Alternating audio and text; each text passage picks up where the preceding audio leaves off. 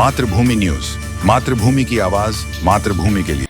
ગુજરાત રાજ્ય માર્ગ વાહન વ્યવહાર નિગમ દ્વારા જામનગર એસટી ડેપો વર્કશોપનો ખાતમુહૂર્ત કરવામાં આવ્યું હતું.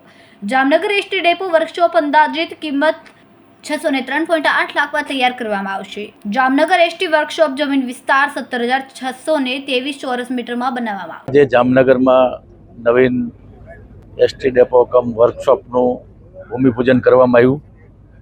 જામનગરમાં વર્ષો પહેલાંથી જે જૂનું બસ સ્ટેશન હતું ત્યાં નવું બસ સ્ટેશન અને એની સાથે આજે આ નવો વર્કશોપ લગભગ 17,623 ચોરસ મીટરમાં જગ્યામાં આ વર્કશોપ એસટી ડેપો કમ વર્કશોપનું કામ થવાનું છે અને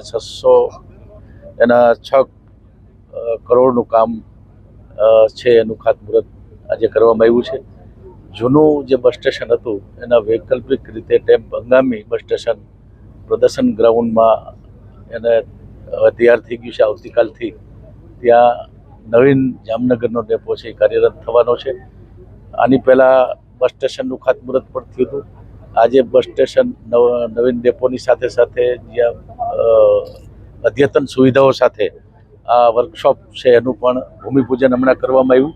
આજે આ ભૂમિપૂજનના કાર્યક્રમમાં રાજ્યના આપણા કેબિનેટ મંત્રી શ્રી રાઘવજીભાઈ પટેલ, જિલ્લા પંચાયતના પ્રમુખ શ્રી મહીબેન ગરછર અને જામનગર શહેરના ધારાસભ્ય રીવાબા જાડેજા અને દિવ્યેશભાઈ અકબરી અને ડેપ્યુટી મેયર સહિત જિલ્લા ભાજપના પ્રમુખ ડૉક્ટર વિનુભાઈ અને શહેર પ્રમુખ ડૉક્ટર શ્રી બીનાબેન કોઠારી સહિત નગરસેવકો અને આગેવાનોની ઉપસ્થિતિમાં આ નવીન બસ સ્ટેશન કમ વર્કશોપ છે એનું ભૂમિપૂજન હમણાં ખૂબ જ ટૂંકા સમયમાં માતૃભૂમિ ન્યૂઝ ઓટીટી પ્લેટફોર્મ અને મેગા સિટીમાં કેબલ નેટવર્ક સાથે જોડાઈ જશે.